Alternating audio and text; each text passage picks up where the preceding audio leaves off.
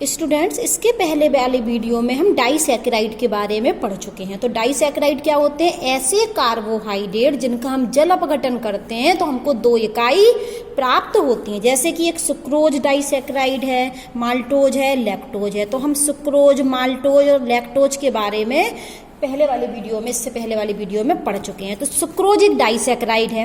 Disaccharide का अर्थ होता है कि जल अपघटन के बाद 2 इकाई दे। तो आप देखिए, जब हम सुक्रोज का जल अपघटन करते हैं तो हमको 2 इकाइयां मिलती हैं। एक इकाई हमको मिलती है डी ग्लूकोज की और एक इकाई हमको मिलती है डी फ्रक्टोज की। जबकि जब हम माल्टोज का जल अपघटन करते हैं तो हमको दोनों ही इकाई अल्फा डी ग्लूकोज की मिलती हैं। और लैक्टोज का जब हम जल अपघटन करते हैं तो एक हमें बीटा गैलेक्टोज मिलता है और दूसरा हमें बीटा ग्लूकोज मिलता है। और हमने आपको सिखाया था कि जब 2 इकाई मिलती हैं तो स्टार्च सुक्रोज किससे मिलकर बना है? ग्लूकोज, डी ग्लूकोज और डी फ्रक्टोज से। तो सबसे पहले हमने ये डी ग्लूकोज बनाया और ये क्या बनाया था? D fructose. फिर हमने कहा कि यहाँ पर OH है और यहाँ पर OH था। तो OH में से H2O निकाल दिया तो सिर्फ क्या बचा? O। तो ये आपस में अल्फा ग्लूकोज और बीटा फ्रक्टोज इस बंध के द्वारा जुड़ गए। तो हम इस बंध को ग्लाइकोसाइडी बंध या ग्लाइकोसिडिक लिंकेज के नाम से जानते हैं। ये यहाँ देख लीजिए, माल्टोज में हमने क्या लिया? एक अल्फा ग्लूकोज लिया और माल्टोज के जल अपघटन से दोनों अल्फा ग्लूकोज मिलते हैं। तो ये भी अल्फा ग्लूकोज और ये भी अल्फा ग्लूकोज। और यहाँ पर क्या था? OH और यहाँ पर भी क्या था? OH। तो क्या बाहर निकाल दिया? जलकाणु बाहर निकाल दिया। तो सिर्फ क्या बचा? H2O बाहर, तो O बचा। तो ये भी लिंकेज हो गई। तो इसलिए कहा गया है कि माल्टोज में जो ग्लाइकोसाइडी लिंकेज होती है वो ग्लूकोज के कौन से कार्बन से? देखो, ये कार्बन नंबर 1, एक ग्लूकोज का कार्बन नंबर 1 और दूसरे ग्लूकोज का कार्बन नंबर 4। तो ग्लाइकोसाइडिक जो बंध बनता है माल्टोज में, वो पहले ग्लूकोज के पहले कार्बन पर और दूसरे ग्लूकोज के चौथे कार्बन पर बनता है। तो यहाँ लिंकेज होती है माल्टोज में, लेकिन कहाँ लिंकेज होती है? C1 और C4 के बीच में। जबकि माल्टोज में जो लिंकेज होती है वो C1 और C2 रहती है। C1 किसका लेते हैं? C1 का मतलब है कार्बन पहला और C2 का मतलब है कार्बन दूसरा। तो C1 किसका लेते हैं हम? ग्लूकोज का। ये हमारा ग्लूकोज है। तो हमने देखो ये वाला कार्बन लिया था C1, जबकि हम फ्रक्टोज का कौन सा कार्बन ले रहे हैं? C2। तो इन दोनों के बीच में लिंकेज होती है। तो याद रखना कि सुक्रोज का जब हम जल अपघटन करते हैं तो अल्फा ग्लूकोज और अल्फा फ्रक्टोज मिलता है और ये आपस में अल्फा ग्लूकोज और अल्फा फ्रक्टोज ग्लाइकोसिडिक लिंकेज बनाते हैं। और ये लिंकेज किसके बीच में बनती है? ग्लूकोज के C1 और फ्रक्टोज के C2 के बीच में बनती है। जबकि माल्टोज का जब हम जल अपघटन करते हैं तो हमें दोनों यूनिट अल्फा ग्लूकोज की मिलती हैं। इसमें जो ग्लाइकोसिडिक लिंकेज होती है वो एक ग्लूकोज के कार्बन 1 और दूसरे ग्लूकोज के कार्बन 4 के बीच में होती है। C1 और C4 के मध्य बनती है। जबकि लैक्टोज में हमें क्या मिलता है? Beta galactose. जब हम लैक्टोज का जल अपघटन करते हैं तो बीटा गैलेक्टोज और बीटा ग्लूकोज मिलता है। तो यहाँ पर जो लिंकेज होती है वो गैलेक्टोज का लेते हैं हम C1, गैलेक्टोज का क्या लेते हैं? C1 और ग्लूकोज का क्या लेते हैं? C4। देखिए चित्र में, ये हमारा गैलेक्टोज है। तो गैलेक्टोज का हमने लिया C1, देखो कार्बन 1, और ये हमारा है बीटा ग्लूकोज है। तो 1 कार्बन, 2 कार्बन, 3 कार्बन, चौथा, तो चौथा कार्बन। तो यहाँ जो लिंकेज हुई वो C1 और C4 के बीच में। C1 किसका है? गैलेक्टोज का। C4 किसका है? ग्लूकोज का। तो इतना हम आपको पढ़ा चुके थे। आज हम पढ़ने वाले हैं पॉलीसैकेराइड। वो थे हमारे डाइसैकेराइड, जल अपघटन के बाद 2 इकाइयां देते थे कार्बोहाइड्रेट की, इसलिए उनको हम डाइसैकेराइड कहते थे। अब हम पढ़ने वाले हैं पॉलीसैकेराइड। तो पॉलीसैकेराइड वे कार्बोहाइड्रेट होते हैं जिनका हम जल अपघटन करें तो बहुत सारी इकाइयां मिलती हैं। जल अपघटन के बाद बहुत सारे मोनोसैकेराइड मिलते हैं। तो पॉलीसैकेराइड में क्या होती हैं? बहुत सारी मोनोसैकेराइड होती हैं जो आपस में ग्लाइकोसाइडी बंध के द्वारा जुड़ी होती हैं। पॉलीसैकेराइड के उदाहरण हैं जैसे स्टार्च, सेलुलोज और ग्लाइकोजन।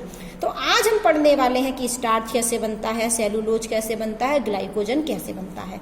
तो हमने सीख लिया कि पॉलीसैकेराइड बहुत सारी मोनोसैकेराइड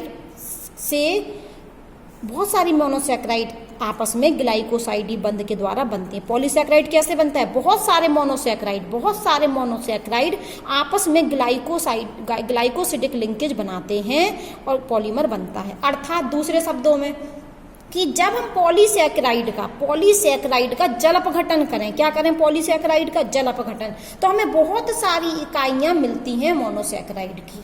या ऐसा बोल दें कि पॉलीसैकेराइड में बहुत सारे मोनोसैकेराइड आपस में ग्लाइकोसिटिक लिंकेज के द्वारा जुड़े होते हैं। उदाहरण क्या है पॉलीसैकेराइड के? स्टार्च, सेलुलोज और ग्लाइकोजन। तो अब हम पढ़ने वाले हैं स्टार्च के बारे में। तो जब हम स्टार्च का जल अपघटन करते हैं तो हमको अल्फा ग्लूकोज मिलता है, लेकिन स्टार्च क्या है? पॉलीसैकेराइड। तो इस जो हमें अल्फा ग्लूकोज मिलेगा तो उसकी कितनी इकाई मिलेंगी? 2-3 नहीं मिलेंगी, बहुत सारी। तो स्टार्च के जल अपघटन के बाद अल्फा ग्लूकोज मिलता है, लेकिन कितने में? बहुत सारी इकाइयां। तो स्टार्च के जल अपघटन से हमें अल्फा ग्लूकोज की बहुत सारी इकाइयां मिलती हैं। ठीक है, देखिए ये है हमारा उसका चित्र स्टार्च का। तो बहुत सारे अल्फा ग्लूकोज हैं इसमें। तो स्टार्च का जब हम जल अपघटन करते हैं तो हमको अल्फा डी ग्लूकोज की बहुत सारी इकाइयां मिलती हैं। उल्टे शब्दों में बोले कि स्टार्च किससे मिलकर बना है? अल्फा ग्लूकोज से मिलकर बना है। तो स्टार्च के स्ट्रक्चर को समझने के लिए हम मानते हैं कि ये 2 घटक से मिलकर बना है। स्टार्च की संरचना को हम समझने के लिए 2 भाग में डिवाइड कर रहे हैं, 2 घटक में डिवाइड कर रहे हैं। एक तो बोल रहे हैं हम एमिलोज और दूसरा बोलते हैं एमिलोपेक्टिन। एक भाग को क्या बोलते हैं? एमिलोज, और दूसरे भाग को हम एमिलोपेक्टिन बोलते हैं। एमिलोज किससे मिलकर बना होता है? अल्फा डी ग्लूकोज से। एमिलोपेक्टिन भी किससे मिलकर बना होता है? अल्फा डी ग्लूकोज से। क्योंकि स्टार्च का जब हम जल अपघटन करते हैं तो अल्फा डी ग्लूकोज तो हमें मिलता है, और हम कह रहे हैं कि स्टार्च में संरचना समझने के लिए 2 भाग हैं। कौन कौन से? एमिलोज और एमिलोपेक्टिन। तो एमिलोज भी अल्फा डी ग्लूकोज से बनता है और एमिलोपेक्टिन भी अल्फा डी ग्लूकोज से बनता है। तो ये दोनों एमिलोज और एमिलोपेक्टिन कैसे बनते हैं? अल्फा डी ग्लूकोज से बनते हैं। लेकिन थोड़ा डिफरेंस भी है इनमें। एमिलोज जो होता है वो वाटर सॉल्युएबल होता है। एमिलोज कैसा होता है? वाटर सॉल्युएबल, जल में विलेय। एमिलोज जल में विलेय होता है, जबकि एमिलोपेक्टिन जल में अविलेय। एमिलोज जल में विलेय और जबकि एमिलोपेक्टिन जल में अविलेय। अब दूसरी बात सुनिए, ये यहाँ पर एमिलोज में जो लिंकेज होती है वो C1 और C4 में होती है। कौन सी लिंकेज? Glycosidic linkage. ठीक है, दूसरी किसकी में? इसमें जो लिंकेज होती है एमिलोपेक्टिन में वो C1 C4 तो होती है, साथ में C1-6 भी लिंकेज होती है। अभी कैसे होती है समझा रहे हैं। अभी आप इतना समझिए कि स्टार्च की संरचना को समझने के लिए हमें 2 भागों को समझना है, एमिलोज और एमिलोपेक्टिन। एमिलोज भी अल्फा डी ग्लूकोज से मिलकर बना होता है और एमिलोपेक्टिन भी अल्फा डी ग्लूकोज से मिलकर बना होता है। एमिलोज जो होता है वो जल में विलेय होता है और एमिलोपेक्टिन जल में अविलेय होता है। ग्लूकोज, एमिलोज में जो ग्लूकोज जुड़े होते हैं वो कौन सी लिंकेज से जुड़े होते हैं? ग्लाइकोसिटिक लिंकेज से जुड़े होते हैं। लेकिन कौन सी वाली? C1 और C4 वाली। जबकि एमिलोपेक्टिन में भी ग्लूकोज आपस में जुड़ते हैं, लेकिन कौन सी लिंकेज से? C1 और C4 और C1 और C6 के द्वारा। जो एमिलोज होता है वो हमारा स्टार्च में 15 से 20% पाया जाता है। स्टार्च में एमिलोज 15 से 20% होता है, जबकि एमिलोपेक्टिन कितना होता है? 80 से 85%। इतनी बात समझ में आ गई। एमिलोज जल में विलेय होता है और एमिलोज अल्फा डी ग्लूकोज से मिलकर बनता है, और जब अल्फा डी ग्लूकोज मिलते हैं तो कार्बन 1 और कार्बन 4 से ग्लाइकोसिटिक लिंकेज होती है, और स्टार्च में एमिलोज 15 से 20% होता है, जबकि एमिलोपेक्टिन भी अल्फा डी ग्लूकोज से मिलकर बनता है, और इसमें जो लिंकेज होती है वो C1 और C4 तो होती ही है, साथ में C1 और C6 भी होती है, लेकिन ये जल में अविलेय होता है और स्टार्च में 80 से 85% पाया जाता है। तो अब हम पढ़ने वाले हैं कि एमिलोज की संरचना कैसी होती है। तो हमने क्या किया, ये एमिलोज किससे बना? अल्फा डी ग्लूकोज से। तो ये हमने अल्फा डी ग्लूकोज बना दिया। ये क्या बना दिया हमने? Alpha D glucose. बहुत सारी यूनिट अल्फा डी ग्लूकोज की बना दी। किसकी यूनिट बना दी? अल्फा डी ग्लूकोज की। तो ये हमारा क्या है? Alpha D glucose. ये भी क्या है? Alpha D glucose. ये भी क्या है? Alpha D glucose. ये हमने बहुत सारी यूनिट लेनी, और ये भी क्या है हमारा? Alpha D glucose. ठीक है, ये हमने alpha D glucose, alpha D glucose, alpha D glucose की 3 यूनिट बना ली समझाने के लिए कि एमाइलोज होता कैसे है। हाँ, एक और इम्पोर्टेंट पॉइंट था इसमें, यहाँ पर जो लिंकेज होती है वो स्ट्रेट होती है। कैसी होती है? स्ट्रेट। बहुत इंपॉर्टेंट पॉइंट मैं भूल गई, चौथा वाला। यहाँ पर एमिलोज में जो स्ट्रेट हमारी लिंकेज होती है वो कैसी होती है? स्ट्रेट चेन, मतलब सीधी श्रृंखला में। और एमिलोपेक्टिन में जो चौथा पॉइंट है वो कैसी होती है, ब्रांच चेन। ठीक है, अभी इसका अर्थ बता रहे हैं। एमिलोपेक्टिन में ब्रांच वाली भी होगी, इसमें एमिलोज में सिर्फ स्ट्रेट चेन सीधी वाली होगी।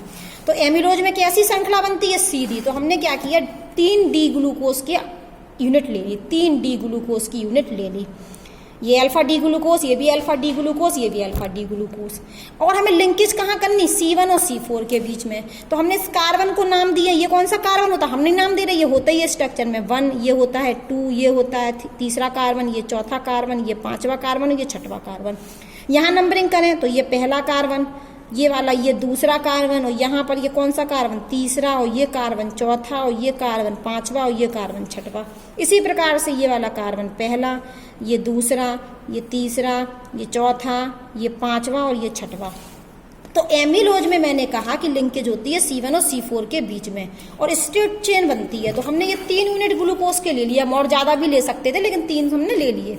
अब क्या होगा कि ये देखो ये अल्फा ग्लूकोज का C1 कार्बन है, और ये अल्फा ग्लूकोज का C4 कार्बन है। तो आप देख रहे हो कि यहाँ पर OH है, ये क्या है OH, और यहाँ पर भी क्या है OH। तो यहाँ से क्या हो, H2O निकल जाए, ये OH और ये H हमारा निकल गया, ये निकल गया H2O। तो सिर्फ यहाँ पर क्या बचा, O बचा। तो ये वाला ग्लूकोज की यूनिट और ये वाले ग्लूकोज की यूनिट आपस में जुड़ गई, किसके द्वारा, O के द्वारा। और इसी को हम क्या कहते हैं, ग्लाइकोसिडिक लिंकेज। कौन सी वाली है, C1 और C4 ग्लाइकोसिडिक लिंकेज। ठीक है, अब हम यहां भी ऐसा ही कर सकते हैं। ये वाला कार्बन नंबर 1 है इसे अल्फा का, और ये अल्फा डी ग्लूकोज का कार्बन नंबर 4 है। यहाँ पर भी OH और OH। तो क्या हुआ, यहाँ से भी क्या निकल गए हमारे, ये H2O निकाल दिया हमने, क्या निकाल दिया, H2O। तो ये आपस में अल्फा ग्लूकोज की एक यूनिट और ये वाली यूनिट किससे जुड़ जाएगी, O से। ये हमने इस तरीके से जोड़ दी, देखो ये O, और यहाँ पर ऊपर क्या है, H है, था भी पहले का। तो ये कौन सी लिंकेज है, ये भी यही लिंकेज है, C1C2 ग्लाइकोसिडिक लिंकेज। तो ये किसकी संरचना बना दी हमने, एमाइलोज की। ये यहाँ से ये बन गया, ये तीनों को हमने जोड़ दिया, तो ये क्या बन गया, ये हमारा एमाइलोज बन गया। ये किसकी संरचना है, ये है हमारी एमाइलोज की संरचना, ये वाली एमाइलोज बन गया। कैसे, 3 हमने अल्फा डी ग्लूकोज लिए, और उन अल्फा डी ग्लूकोज में हमने कुछ नहीं किया, एक ग्लूकोज का कार्बन 1 देखा और दूसरे ग्लूकोज का कार्बन 4 देखा। पहले वाले कार्बन के OH, चौथे वाले कार्बन के OH में से हमने H2O निकाल दिया और आपस में O से जोड़ दिया। इसी को हम ग्लाइकोसिडिक लिंकेज कहते हैं। और कौन सी लिंकेज है, C1 और C4 हमने यहाँ पढ़ाया था। इसमें कौन सी लिंकेज होती है, C1 और C4 हो गई। तो ये एमाइलोज बन गया। अब हम पढ़ने वाले हैं एमाइलोपेक्टिन। तो एमाइलोपेक्टिन में कौन सी होती है, C1C4 तो होती है, साथ में C1C6 भी होती है। तो स्ट्रेट चेन तो बनती है, स्ट्रेट चेन के साथ साथ ब्रांच भी बनती हैं। तो अब हमने फिर से क्या किया, एक अल्फा डी ग्लूकोज ये ले लिया और एक अल्फा डी ग्लूकोज ये ले लिया, एक अल्फा डी ग्लूकोज ये, एक अल्फा डी ग्लूकोज ये, और इनको हमने जोड़ दिया। तो ये जोड़ के बना दिया हमने। देखो हम इसको ऐसे भी बना सकते हैं या तिरछे में भी लिख सकते हैं। देखो तरीका ऐसे भी लिख सकते हैं और ऐसे भी। तो हमने ये 2 अल्फा डी ग्लूकोज को आपस में जोड़ दिया। ये देखो जोड़ा ना एक को इससे, फिर अभी ये यहाँ भी आपस में और जुड़ा होगा दूसरे से। तो ये कौन सी लिंकेज है, ये हमारी C1 और C4 वाली लिंकेज है। लेकिन अभी तो ये एमाइलोज हो गया, इतना बना दें तो ये क्या है, एमाइलोज। लेकिन एमाइलोपेक्टिन में C1 और C5 भी हो जाता है। तो ये था हमारा 1, और यहाँ इस पे भी हम नंबरिंग करें इस कार्बन पे, तो ये 1, ये 2, ये 3, ये 4, और ये 5, और ये 6। तो ये देखिए, एक अल्फा ग्लूकोज डी ग्लूकोज की यूनिट ये थी, एक अल्फा डी ग्लूकोज की यूनिट ये थी, ये आपस में C1C4 से जुड़ गए। ठीक है, अब यहाँ देखो, एक अल्फा डी ग्लूकोज की यूनिट ये थी, एक अल्फा डी ग्लूकोज की यूनिट ये थी। यहाँ पर OH था और यहाँ पर OH था, और OH में से 2 क्या निकल गया, H2O निकल गया। तो सिर्फ क्या बचा, O। तो हमने O लिख दिया, जोड़ दिया। मान लो यहाँ पर एक और ग्लूकोज की यूनिट थी, तो वो भी अपना जुड़ गया है। तो ये कौन सी लिंकेज है, ये भी हमारी कौन सी है, C1 और C4 के बीच में। अब हमने 2 चेन बना ली, जैसे ये बनाई थी स्ट्रेट चेन। तो एमाइलोपेक्टिन में हमने 2 स्ट्रेट चेन बना ली। देखो ये 3 डी ग्लूकोज के अणु को हमने जोड़ दिया था, तो हमने क्या कहा था, ये एमाइलोज है। एमाइलोपेक्टिन में हमने ऑलरेडी में ये स्ट्रेट चेन को बना लिया, यही जो बनी थी, एक ये बना दी, एक ये बना दी। लेकिन इसमें C1 और C6 के बीच में भी होती है। तो क्या होता है कि यहाँ पर देखो क्या होगा, एक तो यहाँ पर H होता है और नीचे क्या होता है हमारा OH। ये कार्बन 1 है, क्या होता है, OH होता है।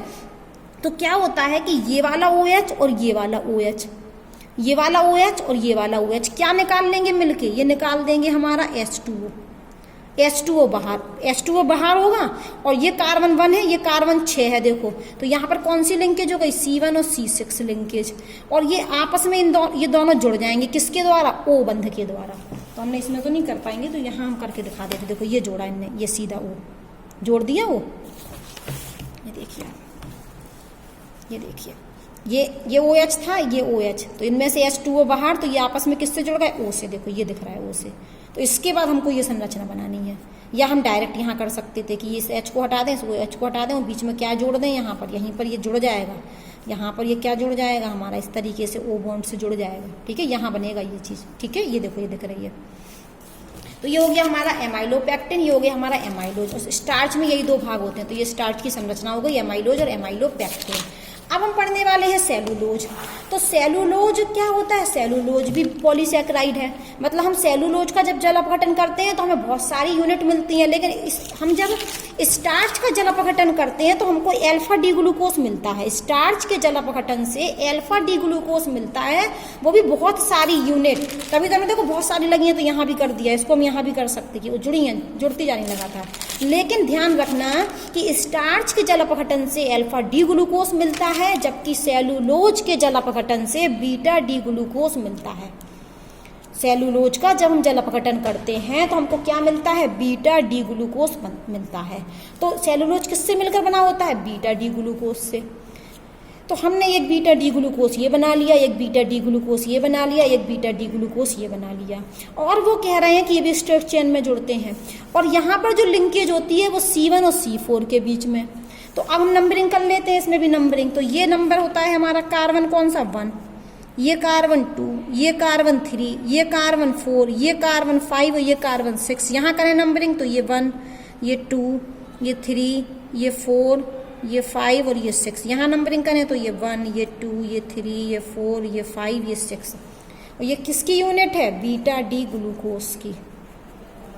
ये भी क्या है हमारा, बीटा डी ग्लूकोज। क्योंकि जब हम सेलुलोज का जल अपघटन करते हैं तो हमें बहुत सारी यूनिट मिलती हैं बीटा डी ग्लूकोज की, और जबकि स्टार्च के जल अपघटन से हमें कौन सा ग्लूकोज मिलता है, अल्फा डी ग्लूकोज। तो सेलुलोज के जल अपघटन से बहुत सारी बीटा डी ग्लूकोज की यूनिट बनती है। यहाँ पर स्टार्च से क्या मिलता था, अल्फा डी ग्लूकोज। हमने 3 बना ली थी, अब हमने फिर बना ली बीटा डी ग्लूकोज। लिंकेज कहाँ होगी, C1 और C4 के बीच में। तो क्या होगा, हम इस कार्बन को देखते, चौथा कार्बन, तो हम इसका कौन सा देखेंगे, पहला कार्बन। तो क्या होगा कि ये OH और ये OH, ये OH और ये OH क्या करेंगे मिलके, जल बाहर। इस OH और इस OH ने क्या किया, H2O बाहर, H2O बाहर। तो ये आपस में फिर किससे जुड़ गए, ये सीधे जुड़ जाएंगे O से। किससे जुड़ जाएंगे, O से। OH हट गए, सीधे किससे जुड़ गए, O से। ऐसे ही यहाँ होगा। तो ये कौन सी लिंकेज हो गई हमारी, C1 C4। अब यहाँ देखो ये कार्बन चौथा है, इसके पास OH है, ये कार्बन पहला, इसके पास OH है। तो ये OH और ये OH मिलकर माइनस H2O, ये OH हटा, ये भी OH हटा, क्या निकल गया, H2O निकल गया। तो सिर्फ क्या बचा, H2O निकल गया, एक O बचा जो कैसे जुड़ जाएगा हमारा, सीधे O से। देखो ये जोड़ा है।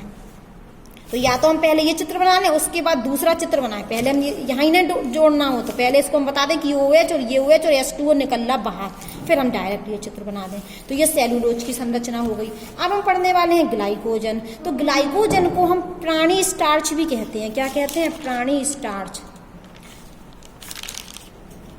क्यों कहते हैं, क्योंकि ये शरीर में कार्बोहाइड्रेट जो होता है वो ग्लाइकोजन के रूप में संग्रहित हो जाता है। हमारी बॉडी में जो कार्बोहाइड्रेट का संचय होता है वो ग्लाइकोजन के रूप में ही होता है।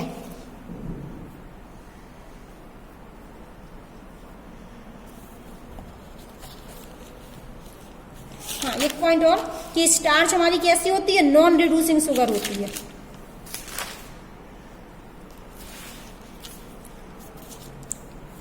सेलुलोज भी कैसी शुगर होती है, नॉन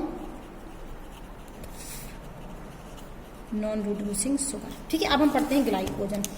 तो ग्लाइकोजन को हम प्राणी स्टार्च कहते हैं क्योंकि हमारे शरीर में जो कार्बोहाइड्रेट होता है वो ग्लाइकोजन के रूप में संग्रहित होता है। ग्लाइकोजन की संरचना भी कैसी होती है, एमिलोपेक्टिन की तरह। भी हमने पढ़ाया था एमिलोपेक्टिन। तो एमिलोपेक्टिन में क्या होता है, अल्फा डी ग्लूकोज होते हैं जो C1 C4 लिंकेज करते हैं और C1 C6 भी लिंकेज करते हैं। तो हमने फिर क्या किया, ये अल्फा डी ग्लूकोज ये बना दिया, एक अल्फा डी ग्लूकोज ये बना दिया। यहाँ भी अल्फा डी ग्लूकोज बनाया, यहाँ भी अल्फा डी ग्लूकोज बनाया। ये हमारे सब क्या हैं, अल्फा डी ग्लूकोज। ये भी हमारा अल्फा डी ग्लूकोस है, ये भी हमारा अल्फा डी ग्लूकोस, ये भी अल्फा डी ग्लूकोस, ठीक है, ये हमारे सारे अल्फा डी ग्लूकोस हैं। अब होगा क्या, आप जानते होंगे कि अल्फा डी ग्लूकोस में यहाँ OH होता है और यहाँ भी OH होता है, लिख नहीं रहे हम, यहाँ भी क्या है, मान लो यहाँ OH है और यहाँ भी क्या जोड़ा है, OH। तो ये कार्बन नंबर 4 है हमारा, ये कौन सा कार्बन है, 4, ये 1 है, देखो 1 2 3 4 5 और 6, इसका 1 2 4 ये 5 ये 6, इसमें ये 1 है, ये 2 है, ये 3 है, ये 4 है, ये 5 है, ये 6 है, इसका ये 1 है, ये 2 ये 3 ये 4 ये 5 और ये 6। तो क्या होगा, अब यहाँ समझिए आप बात को, यहाँ OH लिखा, यहाँ OH लिखा, लेकिन OH OH दोनों OH से क्या निकल गया, H2O बाहर, तो सिर्फ क्या बचा, एक O, तो हमने यहाँ पर इसको जोड़ दिया O से। ये कौन सी लिंकेज हो गई, glycosidic linkage, C1C4 glycosidic linkage. ठीक है, अब यहाँ सुनिए, ये कार्बन जब किसके बीच में हुई है, कार्बन 1 और कार्बन 4, C1C4 हो गई। अब ये कार्बन 4 है, यहाँ भी एक अल्फा डी ग्लूकोस होगा, तो यहाँ भी ये उससे जुड़ जाएगा, बना नहीं रहा, लेकिन यहाँ भी ये जुड़ेगा, यहाँ भी जुड़ेगा, ऐसे ही हम यहाँ ये भी जुड़ेगा एक और ग्लूकोस अल्फा डी ग्लूकोस से, ये भी जुड़ेगा एक और अल्फा डी ग्लूकोस से। अब हमने C1C4 तो कर दी, लेकिन अभी एक लिंकेज और होती है, यहाँ OH है, क्या छुपा यहाँ पर, ध्यान देखना, OH और एक OH ये, एक OH ये और एक OH ये, चलो हम लिख देते हैं, ये OH और ये OH, ये OH और ये OH, क्या निकाल दिया इनने, H2O बाहर, क्या निकाल दिया, H2O बाहर, और H2O जैसे ही बाहर निकाला तो ये किससे आके जुड़ जाएगा, O से, और ये कौन सी लिंकेज होगी, हमारी लिंकेज होगी ये C1C6 लिंकेज, और अब ये O आ जाएगा बीच में। अब हम आपको यही बता देते हैं, ये निकला बाहर, तो ये निकला, तो ये लाइन जो सीधी होगी वो किससे जुड़ जाएगी, ये लाइन सीधी आके CH2 से, ये OH हट गए, ये OH और ये OH हट गए, और फिर आके ये किससे जुड़ गई, सीधे O से, जैसे हमने यहाँ जोड़ा था, ये जोड़ा था हमारा, ये देखिए किताब में समझ में आएगा ये, ठीक है, ये वाला OH और ये वाला OH, ये वाला OH और ये वाला OH, H2O बाहर, तो ये जो O है, ये O किससे जुड़ गया, CH2 और इस कार्बन से, इस कार्बन से और इस कार्बन से, देखिए ये बीच में, ये CH2 से O और इस वाले कार्बन से, ये C1 और ये CH2 वाला कौन सा कार्बन है, C6, तो ये C1 C6 के बीच में ग्लाइकोसिडिक लिंकेज हो गई। तो ये तो बिल्कुल ग्लाइकोजन की एमाइलोपेक्टिन की तरह ही होती है ग्लाइकोजन की, इसलिए ग्लाइकोजन की देखिए आप चित्र में इसमें बुक में बनी ही नहीं है, क्योंकि इसी की तरह है, एमिलोपेक्टिन की तरह है। लेकिन ग्लाइकोजन में जो एमिलोपेक्टिन होता है वो ज्यादा शाखित होता है, मतलब यहाँ भी, यहाँ भी, यहाँ भी, ठीक है।